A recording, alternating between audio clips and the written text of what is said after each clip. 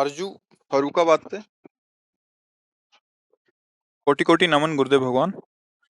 गुरुदेव भगवान, मेरा मन और बुद्धि कभी कभी बहुत चलती है, ना चाहते हुए भी गलत चिंतन कराती है महाराज जी। सबका चलता है, सबका चलता है, तुम्हारा ही नहीं। भाई हम तो अपने हृदय की जानते, तुम अपने हृदय की जानते हो, लेकिन शास्त्र और सिद्धांतों से जो चलता है वो सबके हृदय की जानता है। क्योंकि एक ही बिजली से सब चल रहा है ना, तो पता चल जाता है। मन में दो प्रवृत्तियां होती हैं, एक अच्छी प्रवृत्ति, एक गंदी प्रवृत्ति। अगर हमारा दर्शन, भोजन, संग, संभाषण, वायुमंडल अच्छा है तो अच्छी प्रवृत्तियां निकलेंगी। अगर बुरा है, गंदा है, तो गंदी प्रवृत्तियों को बढ़ावा मिलेगा। रहती सबके अंदर है, दो बुद्धि में, सुमति और कुमति, और मन में अच्छी तरंगें, बुरी तरंगें दोनों होती है। अब हमें देखना है कि बुरी तरंगों को मिटाना है, अच्छी तरंगों को बढ़ाना है। बहुत समय लगता है, ऐसा नहीं कि 4 दिन में मिट जाएंगी, बहुत जन्मों की तरंगे हैं ये। उसे दुर्वासना कहते हैं। वासना, दुर्वासना, उपासना। उपासना के द्वारा दुर्वासनाओं का नाश करके, अच्छी वासनाओं के द्वारा फिर उस वासना का विनाश करके भगवत प्राप्ति कर ली जाती है। तो जो मन में गंदी तरंगे आती हैं, आप जांच कीजिए कि ये शास्त्र विरुद्ध है, तो उनको भूलकर मत कीजिए, धीरे धीरे नष्ट हो जाएंगी। मन को गंदी तरंगों में बढ़ने के लिए बढ़ावा मत दीजिए, जैसे गंदा भोजन, गंदा दृश्य, गंदी बातें, गंदा संग, तो फिर आप नहीं रोक पाएंगे, वो तो बढ़ाओ उन्हीं तरंगों का हो रहा। सत्संग सुना, नाम जप किया, ठाकुर सेवा की, फिर भी गंदी तरंगे उठ रहे हैं, तो वो उठ नहीं रही, वो नष्ट हो रहे हैं। क्योंकि अब अच्छी तरंगे जा रहे हैं, तो एक दिन गंदी तरंगों का नाश हो जाएगा, वो अच्छी सुंदर भावात्मक तरंगे जिसमें आप आनंदित होने लगे। घबराने का विषय नहीं है, रोग बहुत पुराना है, दवा अमोघ है, बस पाते रहिए और संयम से रहिए, ठीक हो जाएगा एक दिन मन। सबको ये पीड़ा सहनी पड़ती, गंदी तरंगे सबके अंदर आती है। नाम जप से, भगवत प्रसाद से, गुरु कृपा से ये धीरे धीरे नष्ट हो जाती है, पर धीरे धीरे। एकदम कि आज राधा बोला खत्म, ऐसा नहीं होता है। धीरे धीरे होता है। करिश्मा जी फरुखाबाद से। सदगुरुदेव भगवान, आपके चरणों में कोटि कोटि नमन। भगवान, मुझे परीक्षा देने के लिए बाहर जाना होता है तथा परीक्षा कक्ष में कुछ भी धारण करके जाने की अनुमति नहीं होती।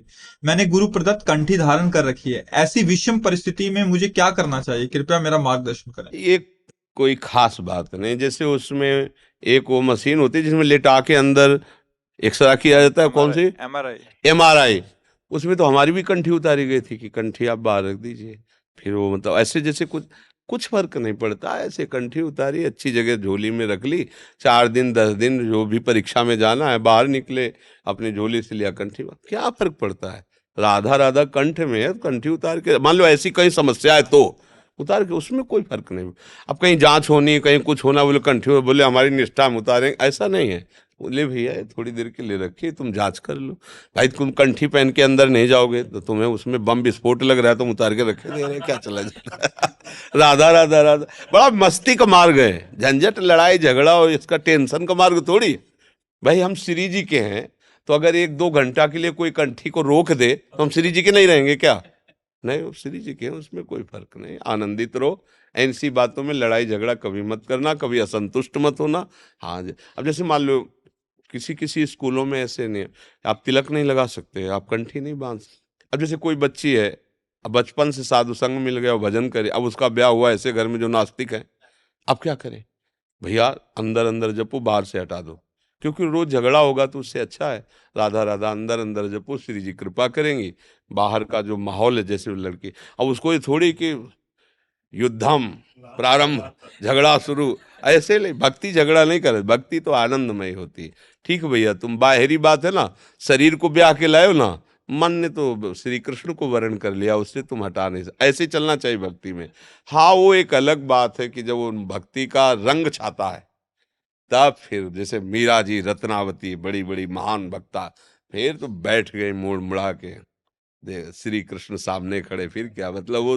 पर ऐसी हिम्मत और ऐसा व्यवहार सब कोई नहीं कर सकता, इसलिए कभी ऐसा अवसर आए तो लड़ाई झगड़ा न करे, उतार के झोली में डाल ले, जो भी सेवा जैसा भी करे, फिर आप पहन ले। राधा राधा राधा, हम श्री जी के हैं, हमारा मन श्री जी में लग रहा है, संसार का अपना क्षेत्र है। कमलाकांत जी लखनऊ से। राधा वल्लभ से। श्री हरिवंश गुरुदेव, आपके चरणों में दंडवत प्रणाम। गुरुदेव, आपके श्रीमुख से सुना है कि लाडली जू सबको देख लेती हैं, यहाँ तक कि लाल जू को भी देख लेती हैं। तो गुरुदेव, जब हम किसी सांसारिक समस्याओं में ज्यादा उलझ जाते हैं तो श्री जी से प्रार्थना करते हैं कि आप ही देख लो अभी। ऐसा कहने से गुरुदेव, आपकी कृपा से जो थोड़ा बहुत भजन होता है वो भी तो नहीं खर्च हो जाता? भजन खर्च तब होता है जब भजन हम करते हैं, और जो भजन करवा रहे हैं श्री जी, तो शरीर उनका, मन उनका, क्रियाएं उनकी, परिवार उनका, आपका कुछ अगर है तो खर्चा होता है। अगर सब श्री जी का है तो क्या खर्चा होता है? भाई हमने अपना जीवन श्री जी को दे दिया, अब हमारा कोई अस्तित्व नहीं है। जैसे कोई बहुत बड़ी फैक्ट्री है, उसमें कोई मुनीम बन के रहता है, तो फैक्ट्री की हानि लाभ मालिक को होती है, मुनीम का काम है अपना। तो आप मुनीम बन करके परिवार का पोषण कीजिए, मालिक तो श्यामा श्याम है। तो जो भी जैसी सेवा बनती हो श्यामा श्याम के, हमारा जीवन श्यामा श्याम के, हमारा कुछ अलग अस्तित्व अभी बकाया है तो फिर हिसाब किताब भी बकाया है। बस ये ध्यान रखना, अगर हम श्यामा श्याम से अलग हैं अभी, हमारा परिवार, हमारा शरीर, हमारा सुख भोग और भजन, तो फिर वो खर्चा होगा ही होगा। अगर हमारे श्यामा श्याम, सब श्यामा श्याम का, तो कोई खर्चा नहीं, क्योंकि हम कुछ कमा ही नहीं रहे, हमारे पास कुछ है ही नहीं कमाई। ये तन उनका, ये मन उनका, प्राण उनके, जीवन उनका, परिवार उनका, ये अंतर्गत हो रहा है, मैं कहीं हूं ही नहीं। हो गई शरणागति। अब हम हैं, हमारा परिवार है, हमारा शरीर है, हमारी भोग सामग्री है। श्री जी बस आप तो जितना भोग लगाएं उतना पालो, जितना कहें उतना कर दो, तो ये अलग बात हो गई। तो ये शरणागति का तो लक्षण नहीं है। और अगर श्री जी के हम हैं तो अगाध बैंक हमारी, हमारे बाप की है, हमारे पास अगाध संपत्ति है, क्योंकि एक क्षण में भगवान ने पूरी सृष्टि रच दी है। वो भगवान हमारे प्यारे हैं, तो हमारे खूब श्री जी के भजन में मगन रहो, सब कुछ श्री जी का, ऐसी भावना करो। अलग करने पर तो फिर हिसाब बहुत ही मतलब बिगड़ जाएगा, क्योंकि फिर हमारे अशुभ कर्म भी हैं, शुभ कर्म भी हैं, फिर तो हम नहीं निपट पाएंगे। मतलब बहुत अलग नहीं हो ना, अपना सब कुछ उनमें मिला दो। तो जैसे एक गंदा नाला भी यमुना जी में गिरने पर वो बाहर उसी में बहाव में आकर वो यमुना के समान माना गया, लेकिन जहाँ से गंदा नाला निकला और वहाँ यमुना जी तक नहीं मिला, तब तक कोई छुएगा नहीं, वो गंदा ही नाला है। तो हम लोगों के आचरण गंदे नाले जैसे ही हैं, अगर पूर्व से सब देखे जाए। अगर कुछ पवित्रता है तो जुड़ने से है इनसे, जहाँ से जुड़े तो वहाँ सुरसरी भैंस पावन कैसे, ईसन ईसई अंतर। जैसे गंगा जी में नाला गिरा तो गंगा जी बन गया, ऐसे ही हम अपवित्र विचार वाले, अपवित्र कर्म करने वाले प्रभु में समर्पित हुए तो प्रभु में हो गए। बस बात ये है, अपना अस्तित्व अलग रखना खतरे में पड़ना है।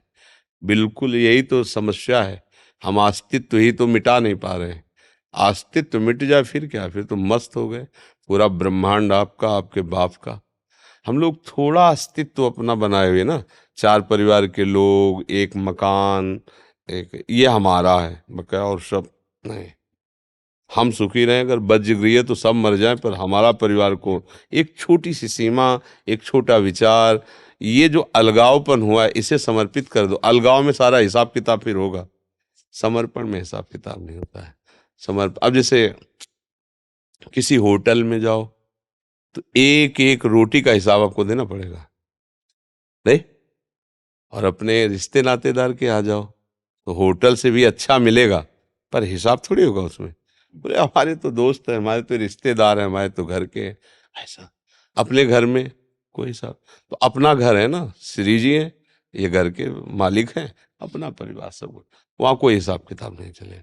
अलग हो जाओगे तो फिर होटल वाला हिसाब किताब चलेगा, एक एक दाने का हिसाब होगा, एक एक कर्म का हिसाब होगा। अवश्य में भोक्तव्यम कृतम कर्म शुभाशुभम। बस ये राज से सबकी समझ में नहीं आता। ये समझ में आ जाए तो कुछ समस्या नहीं है, कोई समस्या नहीं। समस्या अहंकार पैदा करता है, शरणागति तो समस्याओं का नाश करती है। और हम लोग कहलाते शरणागत हैं पर होते अहंकार की दरा में, इसलिए बात बन नहीं पाती। सच्ची शरणागति आ जाए तो फिर वो मस्ती आएगी कि आप समझ नहीं। आप समझो छोटा कोई पदाधिकारी भारत का आपके सर पे हाथ रख दे, चिंता मत करना, तो आपकी हालत जानते हो क्या होगी? 「 हर समय गर्व में फूलोगे, और अखिल कोटि ब्रह्मांडों के नाथ, प्रभु कह रहे हैं योगक्षेमम बाह्यम, तू केवल भजन कर निश्चिंत हो। अब मुझे क्या करूं, सदा तिनके रखवारी, जिम बालक राखे मातारी। हमें विश्वास होता है क्या? एक बार हम गंगा किनारे जब रहते थे तो अंधेरा था, बड़ा भया, उल्लू सब सियार ये सब बोलते रहते गंगा के। अब तो धीरे धीरे वन विभाग मतलब कम हो रहा है, लौकिक सत्ता बढ़ रही, जगह जगह जहाँ जंगल सब कट करके खेती और निर्माण आदि के कार्यक्रम। नहीं, पहले अधिकतर जंगल, अधिकतर 10-20 किलोमीटर में कहीं एक इधर गांव छोटा सा, कहीं उधर गांव छोटा, सबका सब जंगल ही जंगल, ऐसे भयावह स्थिति। पता नहीं कैसे मन में एक भय सा सवार हुआ, अंधेरा कोहरा छाया, गंगा किनारा, तो दूर एक आदमी, मतलब ऐसा लगा कि कोई लालटेन लिए दूर दिखाई दे, भय कम हो गया। हम अपने मन को डांटा कि यार वहां लाइट है, पता नहीं वो व्यक्ति है क्या है क्या नहीं। इतना उसका भरोसा, भगवान का भजन करने के लिए निकले हो, हर समय भगवान भजन, तुम्हें भगवान का भरोसा नहीं वो व्यक्ति बचाए कि ना बचाए, वो है व्यक्ति की नहीं है, लाइट दिखाई दी तो भरोसा हो गया कोई है वहां, और भगवान का नाम जप रहे भगवान। अरे मन यार अब तो बेईमानी छोड़ दो, मन की बहुत बुरी दशा होती है, ये कहीं भी फंसा सकता है। भगवद आश्रित रहो, बेपरवाह मस्त हो जाओगे। पर ये मस्ती तभी आएगी जब अहंकार समर्पित हो जाए, सोहम तवई आश्रिता, मैं आपके आश्रित हूं। फिर तो अब जैसे छोटा बच्चा है कुछ भी बिगाड़ दे, उसके लिए तुम डांट सकते हो, लेकिन उसके लिए कोई रिपोर्ट या कोई अपराध कुछ ऐसा नहीं होगा। मतलब लाखों की चीज तोड़ दी उसने, तुम डांट सकते हो, पर जब तुमसे कोई कहे कि फिर अब हम इसको देख लें, तुम्हारे लाख रुपया नुकसान, तो पागल हो क्या? हेरना भी नहीं, मेरा बच्चा मेरे लाख रुपया का नुकसान, ऐसे होता है, ऐसे प्रभु की शरणागति में होता है। वो डांट सकते हैं, गुरु से डटवा सकते हैं, वो स्वयं तुम्हारे प्रति तुम्हें लगेगा कि भगवान नाराज है क्या, ऐसा प्रतिकूलता आ रही है, पर ऐसा नहीं। तुम उनके बच्चे हो तो कोई हिसाब किताब नहीं चलेगा वैसा। बड़ों के घर में 1,50,000 का टूट भी जाए तो क्या, तो सबसे बड़े तो प्रभु है, ब्रह्मांड के ब्रह्मांड रचते और विनाश कर देते, उनके लिए क्या है। तो ऐसे प्रभु का हम परिचय जानकर उनसे जुड़ें, उनको अपना माने, फिर छोटे मोटे हिसाब किताब नहीं रहते। तो बड़ों के नौकर भी बड़ी पोशाक में ही रहते हैं, क्योंकि उनकी इज्जत उन्हीं से होती है। नौकर को देख के ही पता लगता है स्वामी कितना उदार है, स्वामी कितना धनवान है। ऐसे ही अपने लोग शरणागत है, तो हमारी इज्जत नहीं, वो अपनी इज्जत के लिए हमारी सब बात करेंगे।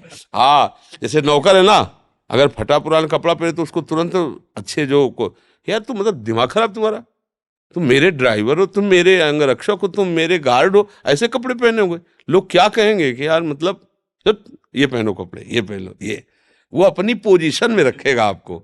जब साधारण धनी ऐसा करता है तो अखिल कोटि ब्रह्मांड नायक अपनी इज्जत के लिए हमको ऐसे थोड़ी कह दे है, चल ऐसे ऐसे ले।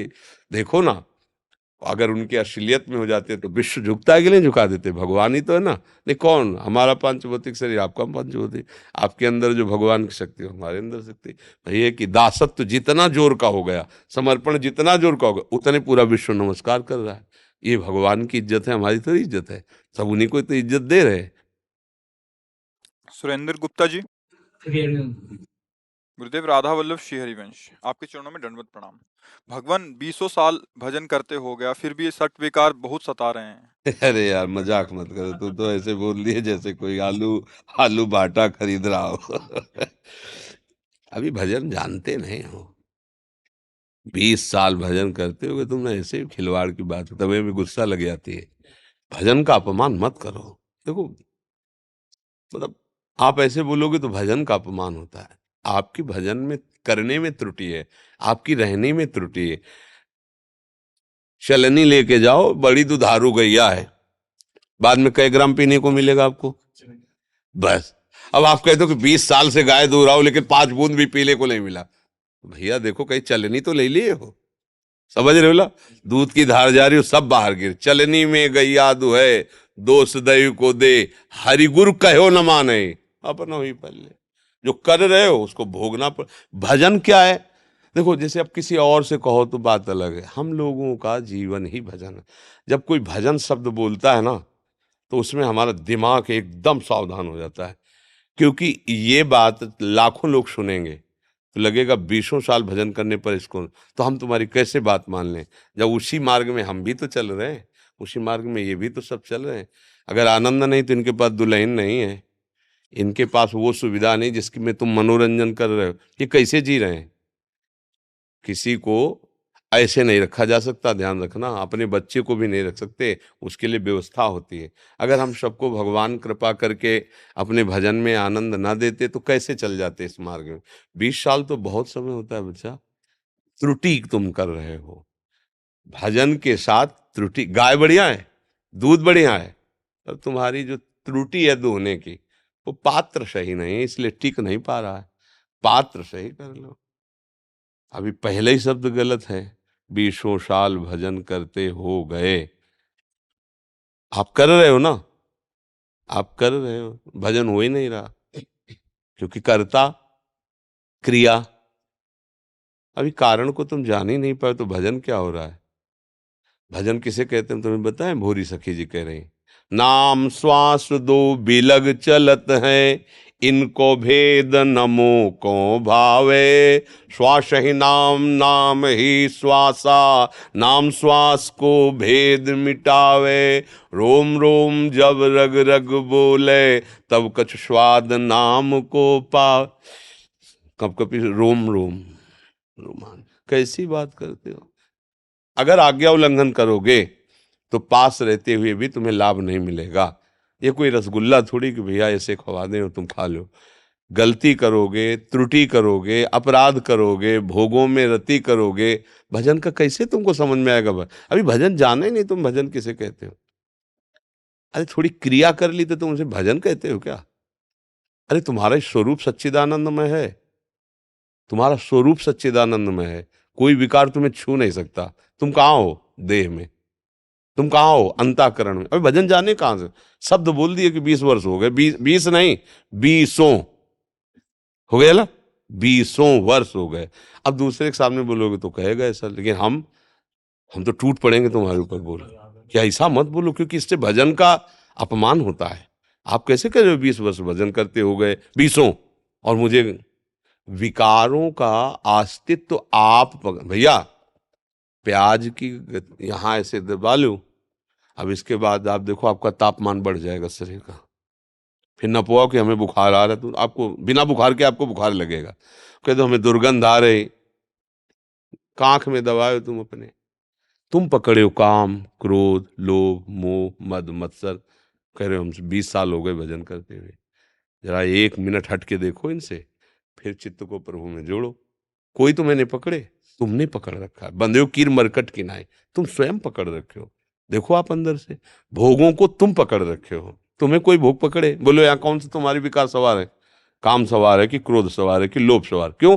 इस समय तुम सत्संग को पकड़ रहे हो, उस समय तुम भोग को पकड़ रहे हो। अगर तुम भजन को पकड़ लो तो कुछ समय के बाद भजन तुम्हें पकड़ लेगा। अभ्यास है।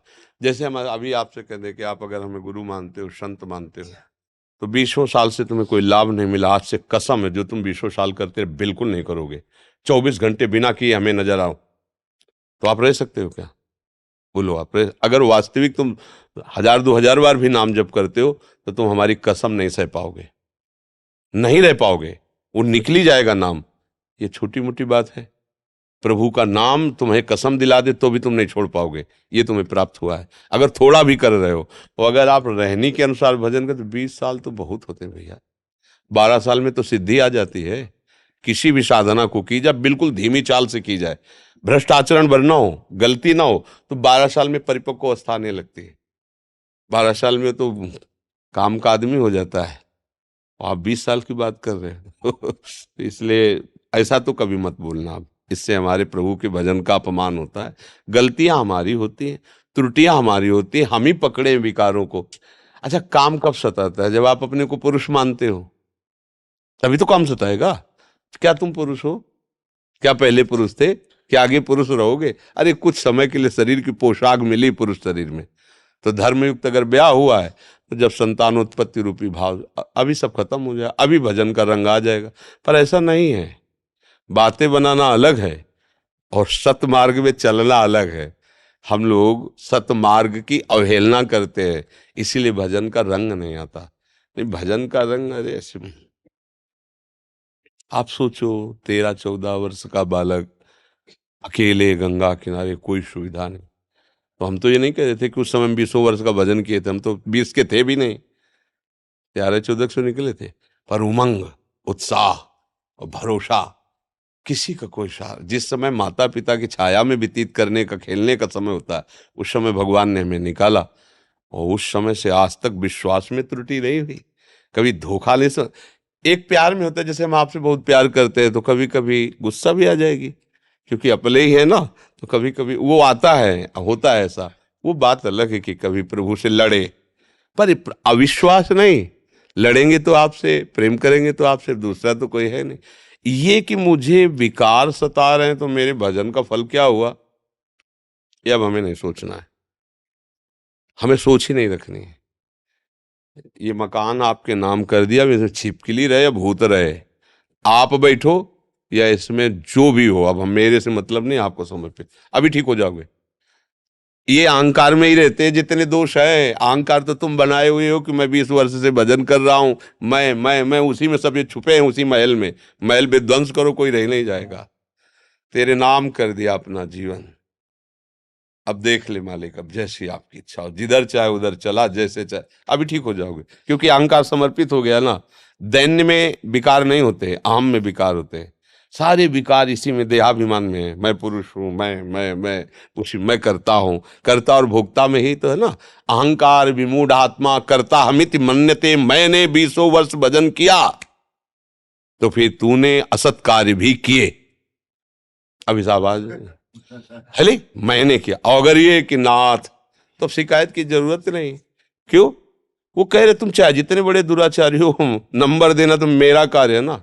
आप चेत सुदुराचारो भजते मां मनन निभाग साधुर्य, नंबर तुम्हारे बढ़ आएंगे। तो हमको फूले फूले घूमना कि हमारे नंबर तो बढ़िया आएगी, हमें पेमेंट तो पूरी मिलेगी, हमें ठाकुर कृपा करके मिलेगा। हम तो हम स्वरूपा विभु मोक्षिष्यामि मां शुचा। अब हम कहाँ हैं बताओ, कहाँ हैं? क्या जिससे प्यार किया जाता है उसके ऊपर दोषारोपण किया जाता है? सोचो आप, क्या भगवान इतने ज्ञान नहीं रखते हैं कि हम उनकी शरण में 20 साल से भजन कर रहे हैं, वो हमारा कोई साथ ही नहीं दे रहे? अगर हम तुम्हारी फोटो रख लें और तुम्हें कोई बता दे जाके, महाराज जी के उस कमरे में मैं आपकी फोटो देखी और बार बार वो आपकी फोटो को देखते हैं, हृदय से लगाते हैं, तो तुम कुछ नहीं हो, तो तुम्हारा हृदय क्या होगा कि अगर प्राण भी देना पड़े तो, मतलब हम जैसे को कोई प्यार कर रहा है, आपको कैसा लगेगा सोचो। तो आप भगवान की फोटो रखे हो ना, श्री जी की रखे हो ना, उनको बताने की जरूरत नहीं, वो देख रहे हैं। तुम जो भोग लगा रहे हो वही पा रहे हैं, तुम जो आरती कर रहे हो वही पा रहे हैं। ये कैसे निकल गया तुम्हारे मुंह से कि हमें कुछ, ये मतलब क्या होता है? अपने लोग ऐसे बोल देते हैं, ऐसे बोलना नहीं चाहिए, क्योंकि इससे हमारा आगे का मार्ग रुक जाएगा। प्रभु के नाम में अपार सामर्थ्य है, पर मैं नीच उसको ले नहीं पा रहा हूं, बात ये है। ऐसे प्रयास कर रहा हूं पर मैं सफलता नहीं प्राप्त कर रहा, तो उसमें जगह हो जाती है कि मेरी कोई त्रुटि है, मेरा कोई भजन पर। फिर मतलब जैसे संसारी आदमी तो आपके हाँ में हाँ मिला देगा, लेकिन अपने लोग आपका विरोध कर देंगे कि आप कैसे, हमारा जीवन है यार, हमारा जीवन हम उसी में जी रहे, तुम कैसी बात करते हो, कैसे कह सकते हो? अरे हम कोई पार्टी बंदी थोड़ी कि हम भगवान की पार्टी के हैं, नहीं, हम आपकी भी पार्टी के हैं, क्योंकि हमारे भगवान सब में विराजमान, तो कोई पार्टी थोड़ी हमारी, हमारी एक ही पार्टी है, सब जितना ब्रह्मांड हमारी पार्टी का है। पर हमारे प्रीतम को तुम अंगुली उठाओ तो हम नहीं बर्दाश्त कर पाएंगे, क्योंकि अगर कमी हो तो हम बात करें, वो तो समुद्र है, ज्ञान समुद्र, दया समुद्र, कृपा समुद्र, ईश्वर समुद्र, अनंत शक्तियों के स्वामी। वो भला हम उनका नाम ले रहे हो, हमें सहयोग क्यों नहीं करेंगे? तो हमारे द्वारा उनकी कोई आज्ञा का उल्लंघन हो रहा है, ढूंढ लो, उसमें भी आपका घाटा नहीं होगा, क्योंकि उसमें भी आप ऐसे कर, प्रभु आप सामर्थ्य दो मैं इससे उठूं। तो ये दैन्य भाषा होनी चाहिए, आपकी अहम भाषा है। अहम भाषा का त्याग करो, दैन्य। प्रभु 20 साल से आपकी शरण में हूं नाथ, अब तो दया कर दो, अब तो मेरी अवस्था गिरती चली जा रही, प्रभु अब तो निर्विकार कर दो, भीख मांगो, याचना करो, दैन्य। ऐसे ठाकुर सुहाती में तो भाई ऐसा होता है कि ये ले 50 की है, ये 100 ले, काम बनाओ। ऐसे कोई है नहीं, सृष्टि में पैदा नहीं हुआ आज तक। एक बार एक महात्मा को बहुत गर्व था कि मैं बहुत बड़ा तपस्वी हूं, अपनी तपस्या से ब्रह्मांड खरीद सकता हूं। एक से एक तपस्वी हुई, तो भगवान उनके आम को तोड़ने के लिए वहां की जो झील थी सूख गई, सरोवर था सूख गया, कुआं था सूख गया, पानी खत्म। अब जंगल में पानी ही नहीं, न झील में न सरोवर में, तो न शौच के लिए व्यवस्था न पानी के लिए। कई दिन व्यतीत हो गए। एक घड़े में शीतल जल रखे हुए जा रहे थे, एक व्यक्ति का रूप रखे भगवान। महात्मा देखे, दौड़ के, भैया पानी पिला दो। बोले बाबा वैसे फ्री पानी तो बटता नहीं, अब जान रहे हो इस समय सूखा पड़ा हुआ है, तो कैसे पानी हम दे दें। बोले आधी तपस्या, जीवन की आधी तपस्या, बस प्राण बचा लो, पानी दे दो। घड़ा रख दिया। बोले कल कहो एक घड़ा और ले आवे। बोले ले आना। तो बोले आधी आज, कल आधी, मतलब पूरी खत्म। तुम तो ब्रह्मांड खरीदना चाहते, 2 घड़े पानी में तेरी तपस्या बिक गई। वो कांप पड़े कि ये कोई व्यक्ति नहीं है, चरणों में कि तेरी तपस्या कितनी, 2 घड़े पानी में बिक गई। काय को अहंकार करता है, भगवान को खरीद सकता है तपस्या से कोई। दैल दैल यही दरबार दिल को आदर, रीत सदा चली आई। रो के इनके चरणों में जाओ तो सब बात बल जाएगी कि नाथ मैं नीच अधम हूं, मेरे बनाए ना बनेगी कोटि कल्प लो। गुरु जी कहते, संत जन कहते, प्रयास करते, पर नाथ सफलता तो आपसे ही मिलेगी। आप कृपा को देखो, गोस्वामी जी कह रहे हैं कि बहुत यत्न करके देखा पर अपने मन को मैं आप में समर्पित नहीं कर पाया। कहेगा हरिजु मेरो मन हठ न तजे, इस पद में है कि हो हार्यो कर जतन विविध विधि अतिशय प्रबल अजय, तुलसीदास बस होई तबे जब प्रभु पेरक बरजे। आप डांट दो नाथ, आप डांट दो तो मन रुक जाएगा, क्योंकि आपके पावर से ही ये बलवान हो रहा है, मेरे बस में नहीं हो। महात्मा जन कह रहे हैं, और हम प्रभु से दैन्यता से नहीं, हम कह रहे विश्व बस भजन कर। गलत बात, अहंकार शब्द ठीक नहीं है, इससे भजन का अपमान होता है, फिर भजन जो हो भी रहा है वो भी गायब हो जाएगा।